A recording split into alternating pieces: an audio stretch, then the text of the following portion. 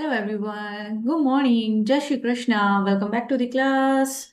So today I'm gonna talk about the Nimbarka Diksha mantra for all the disciples because the many of you, many of your disciples or devotees were asking about the mantra Diksha. They want to take from me. So here it is. So the Diksha mantra for all the disciples, which is taken from the scripture reference, is a Brahma Vaivarta Purana. Okay, the Brahma, Lord Brahma scriptures. The Vaivarta, that means the revolution. The revolution is the change of the existence, right? It states that the illusionary transformation of the Brahman, okay, the Brahma, that is a ultimate reality into this materialistic world or into this visible world. That is a kind of the concept of the Vedanta philosophy. Now, so before Diksha, daily ritual chanting of the Guru mantra is mandatory. All right. In Sanskrit, the mantra is a Om Shri Gurubhyo Namah Gurubhai Namah. Okay, at least two Japamala on a Tulsi beads on the holy basil. Because why two? Because in Nimbarka philosophy we have a dualism philosophy. Okay, so we see everything two. Okay, what if you are worshipping a one god, then you have a different perception. But in Nimbarka tradition, we see the two things. Okay, we consider the dualism. Now, what is the translations of this Sanskrit shloka? Salutations to the Reverend Guru, the visible form of the divine grace, who imparts the transcendental knowledge and the devotion and devotion towards the God. So there are two main mantras in our denomination. Okay, so Guru mantra you have to recite before the Diksha. Okay, and on the daily basis. Okay, at least two japamala, two mala of the Guru mantra. Om Shri Guruvai Namaha. Now the two main mantras in this denomination. The first is Yugal mantra. Okay, I don't know about other Nimbarka lineage gurus how they give the dikshas, but this is my concept. Okay, now because my guru has given to me like that only. Okay, so the first legal mantra is a Radhe Krishna, Radhe Krishna, Krishna Krishna, Radhe Radhe, Radhe Shama, Radhe Shama, Shama Shama, Radhe Radhe, Shri Manmukund Charanam, Sada Sharanamam Prapadye. So, meaning the shloka or the mantra meaning is that you are invoking the divine couple. Okay, the goddess Radha and the Lord Krishna for the blessings of their love, devotion, and the spiritual joy. And why we are repeating again and again the Radhe Radhe, Krishna Krishna, repeating their names in the rhythmic way that aligns your body, mind, heart with the divine consciousness, and it gives you focus and the concentration. Okay, it creates your spiritual purity and peace as well. That's why we repeat the names, like a teacher or a guru has given to you a stuti or a chapter to learn.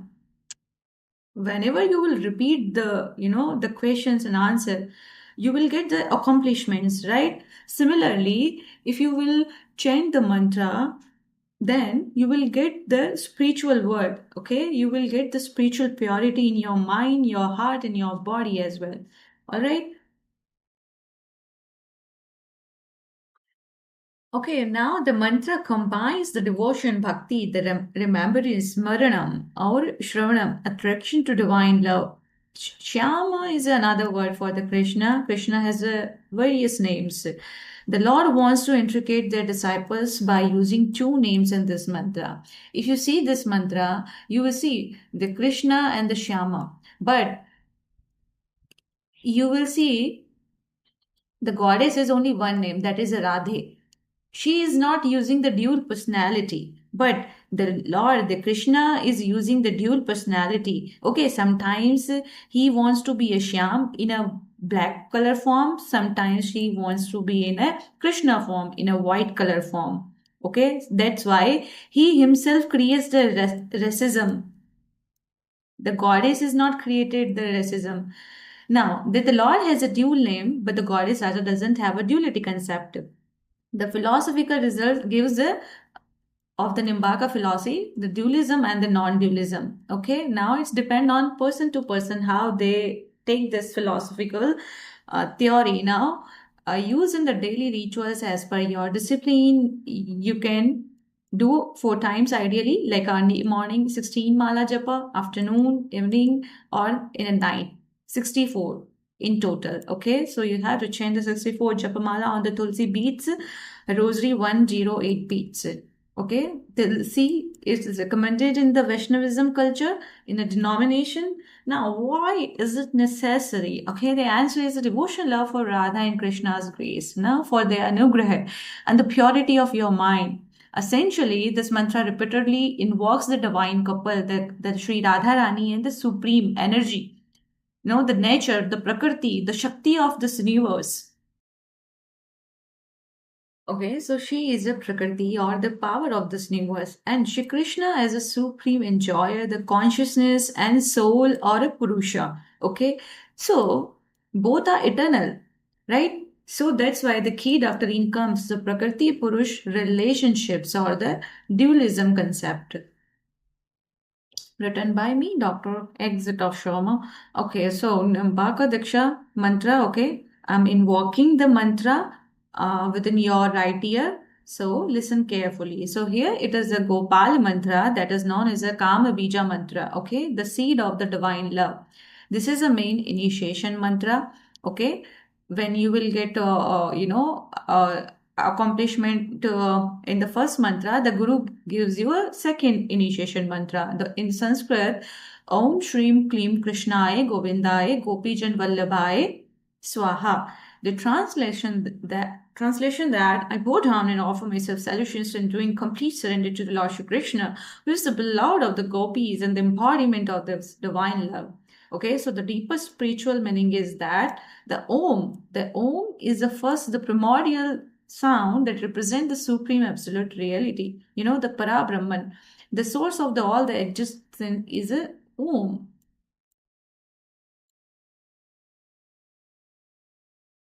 Shiva. Okay, so we use the Om, the primordial sound. Shiva is a supreme. The Shrim, the Bija mantra, seed sound in the Vedic tantric spirituality to get the Lakshmi, the prosperity, and Shrim is a feminine energy. Now the Kleem, Shrim is a Radha or the Lakshmi. The Kleem is a Krishna and a Vishnu. The seed of all the attraction means the bliss potency of the God that melts in the heart of the devotee and so it purifies the desire into devotion. Okay, so clean is a masculine energy. Shreem, clean. Shreem is a feminine. Clean is a masculine. Got it? Do you understand what I'm explaining now? All right. Tell me in the comment section. Okay. Krishna, to the all the attractive Lord, the embodiment of the divine sweetness, Madhurya Bhava. Okay, the Gopi Jan Vallabhai Krishna is the Lord of the pure love, the idol of the symbol of the selfless surrender, which is exemplified by the gopis of the Vrindavans. Okay, like the Krishna's female friends from the Vrindavan. They have elaborated, described about the Krishna. Govinda, uh, and Govinda is who is a protector of the cows, animals, okay, which symbolize our wealth, our nourishment, our dharma, okay. So we have to protect the cows, we have to protect the animals, all right. And go also refers to the five senses, our bodily five senses. And when Govinda, you can take an example of the Vayu Deva, okay, which is the form of the god as well. Swaha, the act of the offering, symbolizing the devotee offering all the actions, thoughts, existence into the divine will, mind, body, with the completely surrender from the heart. So, what is the mantra? Om Shreem Kleem Krishnai Govindai Gopijan Vallabhai Swaha. So you have to use this Kama Bija mantra for the chanting or for your fire ritual as well. So how it is given? Now, it is given by any Nimbarka lineage guru. If there's a male ascetic person, we call known as a Kumara, and a female ascetic, that means a Kumari, single, not married, the Brahmachari or the Brahmacharini also. So you can get it from anywhere where your vibes match, in now modern eras. If you like your guru, where your vibes match with the guru, you can take it. So daily ritual for the beginners, 8 malas, for intermediate 16 malas, and for advanced the 32, and for the siddhis to get the accomplishments you have to chant the 64 mala every day. Okay, chant on the holy basil tulsi mala. Now you have to chant silently. Okay, Japamala should be chanted silently, and you have to visualize the Radha and Krishna idol. Okay, or not. If you don't believe in the dualism concept, then you can take a one DT as well. Okay, either the Radha or a Krishna. So I hope, like, if you are a female, you will consider a male deity, a Krishna only, and if you are a male ascetic person or a male devotee, then you will consider Radha only. So it's depend on person to person how they visualize the god and the goddesses. Okay, if your visualizations is related to the dualism, then you can install the both the deities. If your visualization is only one unified divine, then install a one idol. Now focus on the love, surrender, and the sweetness like me. So why I'm praising myself? Apne miya mithu bana. This is a kind of a proverb of Hindi. I'm praising myself because some of you, the few devotees says to me, "Ma'am, you are so sweet." Sometimes for few disciples, I am not that sweet. I'm so rude. I'm so rude. But for some of you, I'm a sweet. So, what are the benefits mainly? You will get the divine love and prosperity towards the gods and goddesses, okay? And for the prem viva, for your love marriage and for your wealth and prosperity, it will be beneficial. You can chant early morning after bathing, before sunrise, in a calm and a pure place. Prefer the meditation room, temple, and the philosophy, dualism, okay, the Dvaita, Advaita, Radha and Krishna, both together. If not Radha and Krishna, then I'll tell you next time. So this is incarnation of the Supreme, that is a Lord of Vishnu and the goddess Lakshmi, or in a Satyuga, the Lord Rama and the goddess Sita. Okay, so the Vaishnav people are the Satoguni. The more of the goodness present there. Now here's a question that how to use a rosary, the Japamala in this tradition. So I'm going to tell you 5 steps. The first step, that hold the mala in your right hand. Okay. Typically, thumb and middle finger will be used, and don't use your index finger. Okay. It should be out. And because it is considered as the Jupiter finger, so it should be separate. The step 2, start from the bead next to the guru bead. Okay, the first bead from the guru bead, from the next to the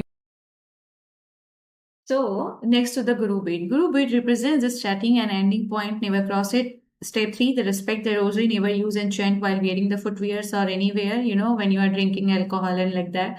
Step 4 is the recommended asanas like lotus pose, the Padmasan, Sukhasan, easy pose, Chandrabhul, Vajrasan, sit on chair with both feet flat on the floor, elevated sit kind. And step 5, that prefer a quiet meditation room or a temple to avoid distractions, and preferably close eye or half closed eyes.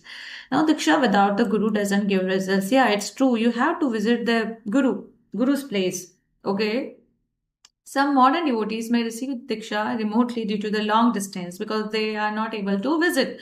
But it's okay. You can listen my voice. I'm invoking the month. I have already invoked the mantra into your ear, and I'm explaining you. So it's not that much beneficial. Yeah, it's true. But the energy transmission is there, but it is a kind of a weaker. okay, not that strong. So online is a kind of a not too much beneficial as compared to in the personal diksha. So disciples should visit the gurus should visit the disciples if they have an interest in the spiritual scientific discipline. They should be regular in person, personal guidance, meetings, telephonic calls, video calls, chattings, emails.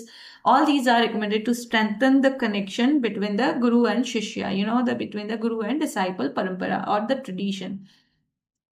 So, taking Diksha in a person from any guru ensures the directly spiritual energy transmission by touching the feet, proper everyday guidance, maximum blessings for the devotion towards the God, and the purification of the mind, body, soul, which leads to the liberation. And it will make you disciplined person, morally inclined, highly virtue person. Okay, so you will be morally inclined, highly virtuous, and the discipline. Dakshina, you can give me as per your wish, okay? Whatever you can afford. And please do contact me if you have a really interest in the spirituality, and if you really consider me as your divine mentor, guru, and have a real interest in to learn the pro-rational, spiritual, pro-scientific research, studies, and all that, okay? Which includes spirituality as well, medicine and surgery, because I'm a professional doctor, okay? And I come from a priestly family, so spirituality is in my genes, in my DNA. And the medicine too. So I have interest in both, again, the concept, dualism concept. So the core of Sanatan Dharma or Hinduism is not anti-science at all. I'll explain you in the next slide, okay? So first, before explaining that anti-scientific origin, let me explain you first this question that in Hinduism, is Hinduism also polytheistic? Polytheist? No, not at all. It's more like one divine reality, like the Lord Jesus in the Christianity, because the many few Christian friends of mine, they often ask, no, you are, you believe in the polytheistic, and you people are worshipping so many multiple gods, 33 crore gods. So let me explain you.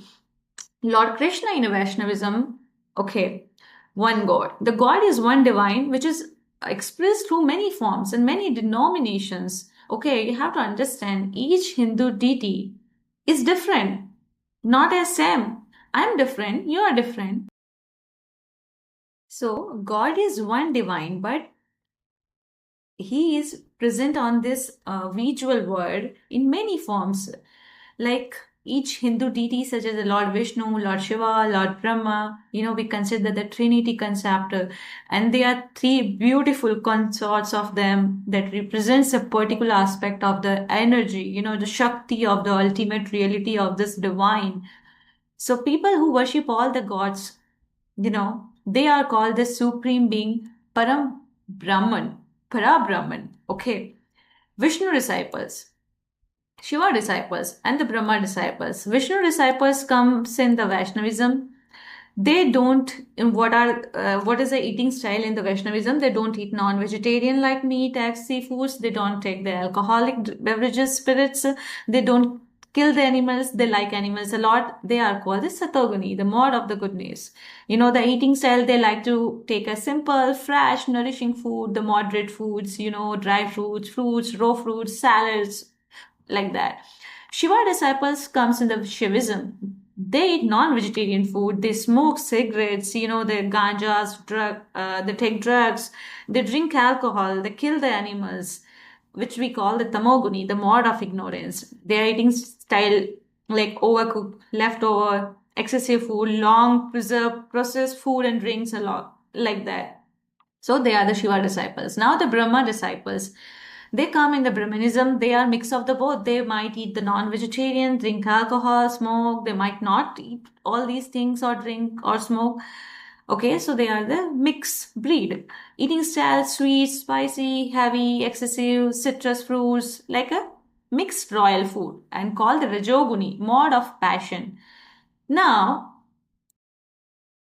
so by doing the analysis of my lecture, you have to know about yourself that you fall in which category. Okay, you fall in the Vaishnavism, Shivism, or the Brahmanism. All right. So if you want to know yourself, then you can know about yourself that you come in which denomination, or you if you want to join, if you want to go in some other tradition, then also you can move. Now you can improve your lifestyle habits by following the denominations with the presence of your divine mentor or guru. In Hindi, in Sanskrit, we say the guru. And like the mindful eating, reduces spices, stimulants, eat in a moderation amount, choose a sattvic food such as the fruits, milk, grains, veggies, and focus on the gratitude. Living with the guru, meeting with guru, instill the spiritual and the materialistic discipline. Both are necessary. Regularity, the automatic, it comes automatically, and it removes your distractions, your worldly laziness. If you are a lazy person, then it will remove the distractions, and it will cultivate the humility, humanitarian nature. It will give you the humanitarian nature, surrendering towards the God, absorptions in the devotional love for the God. Okay, the prema bhakti bhava.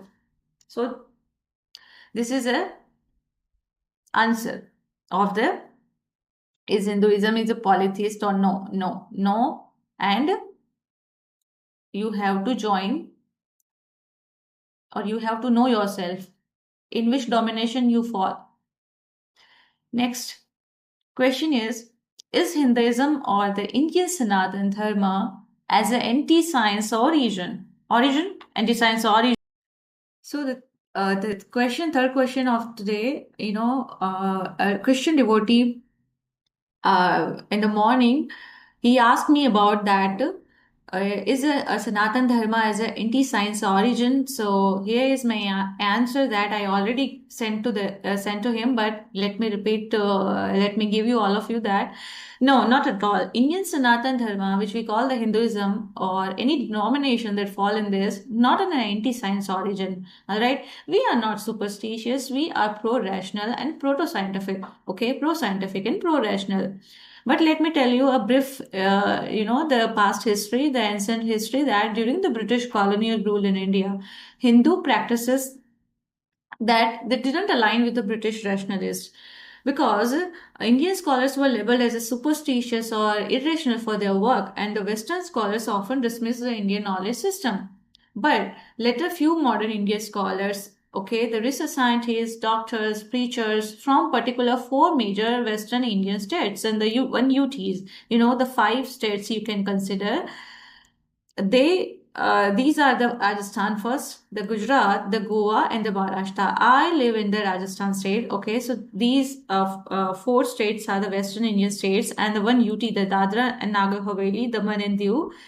They made exaggerated the scientific claims about the mythology, like the Shruti Samhita. Okay, the Shruti Samhita is an Indian scripture that tells about the plastic surgery in ancient India from the Lord Ganesha's mythological story, in which the Lord Shiva is a surgeon, places an elephant nose on his face. And today's time, in medicine, in the Western name is the rhinoplasty. Okay, so I would like to say, don't underestimate the power of a surgeon. Shiva was a surgeon. Okay, Shiva is all. Sure, Shiva has all the powers in this world. Shiva is a supreme being. Shiva is a higher authority. Shiva is a surgeon. So Indian mythological name is a Nasa Nasa Sadhana. Okay. So in English, nose reconstruction or the rhinoplasty, what we pronounce, that's, different thing. So later, the United States federal government has stolen our Indian surgical Sanskrit word, the NASA, okay, which is related to the nose reconstruction, and they gave the abbreviation of this name, the National Aeronautics and the Space Administration. Okay, so generally we are so intellectual, but the US, you can see the US government has also stolen our name, the NASA Sadhana. And Hinduism has a diverse philosophical schools as well. Nyaya philosophy, Sankhya, Mimamsa, all these are the analytical and logical, which emphasize the observation, discussion or the reasoning. Advaita, non-dualism, Vedanta, they focus on the consciousness and the metaphysics, which may seem abstract from, but is not an anti-scientific. And astronomy, Jyotish, mathematics, zero algebra, medicine, known as a Charak Samhita in Hinduism, physics, Bhautik Shastra, biology, the Jiva Shastra. All these are very, very highly scientific. I don't understand why people say the superstitious. No. Certain contemporary groups may misrepresent Hindu mythology literally to promote the pseudoscience or conspiracy theories. No, the Hinduism is not a superstitious. It is a So we are the scientific. We are pro-rational, pro-scientific. All right, and this creates the false impression that Hinduism is anti-science. Okay, so first, do some good research on the Hinduism, so you will get to know that we are not the superstitious. Okay, even the religion itself does not forbid the rational or empirical investigation. So this was about today's class. All right, so I have taken three questions, okay, and explained as well. And I have already given the mantra diksha to all of you. Okay, consider an online diksha. Okay, this was about the Nimbarka Diksha mantra, the Gopala mantra, Kamabija mantra, Om Shrim Klim Krishnaya Govindaye Gopijan Vallabhai Swaha. And the Yugal mantra, Radhe Krishna, Krishna Krishna, Radhe Radhe, Radhe Shama, Shama Shama, Radhe Radhe, Shriman Mukande Charanao, Sada Sharmam Prapate. Okay, and my mantra is Om Shri Guruve Namaha. That as simple as that. All right, so thank you so much for watching this video. Thank you so much for listening. And you can send an email or send a message on WhatsApp that in the next class on which topic you want to hear my lecture. All right, if any doubt, please ask me. I'll be very happy to learn, all together. So thank you so much for watching this video. Bye bye. Jai Shri Krishna. Have a nice day ahead.